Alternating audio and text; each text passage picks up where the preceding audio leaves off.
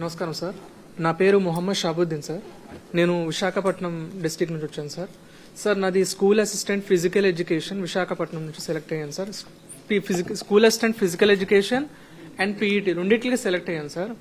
So మంచి rank వచ్చింది school assistant physical ఎడ్యుకేషన్కి సార్. సో నాకు సర్టిఫికేట్ వెరిఫికేషన్ కోసం ఒక కాల్ లెటర్ కూడా పంపించారు సార్. సో సర్టిఫికేట్ వెరిఫికేషన్ కోసం వెళ్తున్నప్పుడు నీది ఫస్ట్ లాంగ్వేజ్ అంటే మనకి 1:1 పిలిచినారు. 1:1 అంటే మామూలుగా ఉద్యోగాలు రావాలా, వెరిఫికేషన్ ఆఫ్ సర్టిఫికేట్లు చేసిన తర్వాత మళ్ళీ రాకుండా పోయినాయా సార్? సర్టిఫికేట్ వెరిఫికేషన్ కోసం వెళ్తే నీది ఫస్ట్ లాంగ్వేజ్. మాది వైజాగ్ లో మా దగ్గర ప్రైమరీ నుంచి 1st నుంచి 5th వరకు గవర్నమెంట్ స్కూల్ అండ్ 6th నుంచి 10th వరకు కూడా గవర్నమెంట్ స్కూల్ అని చదువుకున్నాం సార్ విశాఖపట్నం. మాకు అక్కడ అవైలబిలిటీ ఉన్నది ఉర్దూ స్కూల్ మాత్రమే ఉంది సార్ 1 to 5th. అక్కడ సరౌండింగ్ లో గవర్నమెంట్ స్కూల్ ఉన్నవి లోకల్ పరంగా. అండ్ హై స్కూల్ పరంగా తీసుకుంటే అది కూడా ఉర్దూయే ఉంది సార్ మాకు. సో మాకు నెగిటివ్ ఉర్దూ స్కూల్స్ మాత్రమే అక్కడ అవైలబుల్ ఉంది సార్.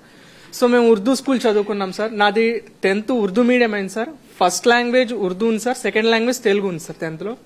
ఇంటర్మీడియట్ లో English medium sir, degree English medium sir, and BPD also English medium sir. So వీళ్ళు సర్టిఫికేట్ వెరిఫికేషన్ కోసం వెళ్తున్నప్పుడు నీది ఫస్ట్ లాంగ్వేజ్ తెలుగు ఉండాలా, కానీ సెకండ్ లాంగ్వేజ్ తెలుగు ఉంది, ఫస్ట్ లాంగ్వేజ్ ఉర్దూ ఉంది, కాబట్టి మేము స్కూల్ అసిస్టెంట్ ఫిజికల్ ఎడ్యుకేషన్ కి మిమ్మల్ని ఎలిజిబుల్ చేయట్లేదు అని చెప్పారు సార్. దాని తర్వాత పీఈటీ జోనల్ పోస్ట్ తక్కువ ర్యాంక్ వచ్చిన, మంచి ర్యాంక్ వచ్చిన పోస్ట్ వదిలేసి తక్కువ ర్యాంక్ వచ్చిన పోస్ట్ లో పీఈటీ జోనల్ పోస్ట్ 4 ఉన్నాయి సార్.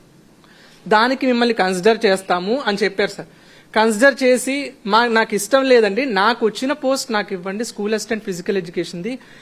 నాకు వచ్చిన పోస్ట్ నాకు కాకుండా స్కూల్ అసిస్టెంట్ ఫిజికల్ ఎడ్యుకేషన్ మంచి ర్యాంక్ వచ్చింది, దాన్ని మీరు తీసుకోలేదు, పీఈటీని మాత్రమే తీసుకున్నారు అని అడిగితే అలాగా అవ్వదండి, మేము ఏం చేస్తే అదే చేయాలి అని చెప్పి పీఈటీకి సెలెక్ట్ చేసేసారు. రిజెక్షన్ లిస్ట్ లో కూడా నా నేమ్ లేదు సార్. ప్లస్ ఫైనల్ లిస్ట్ లో కూడా నా నేమ్ అనేది రాలేదు సార్. గతంలో ఎప్పుడు లేదు సార్. 2024 డిఎస్సిలో సార్ క్లియర్ కట్ గా మెన్షన్ చేస్తుంది sir, school assistant physical education English medium are non medium. English medium అయినా అవ్వచ్చు, నాన్ మీడియం అయినా అవ్వచ్చు అని 2024 నోటిఫికేషన్ లో క్లియర్ కట్ గా ఆన్లైన్ అప్లై చేస్తున్నప్పుడు ఇచ్చారు సార్. నోటిఫికేషన్ ఉన్నదానికి ఇప్పుడు విరుద్ధంగా ఇప్పుడు మాట్లాడుతా ఉన్నారు. అంటే ఇష్ట రాజ్యంగా బుల్డోజ్ చేస్తా ఉన్నారు.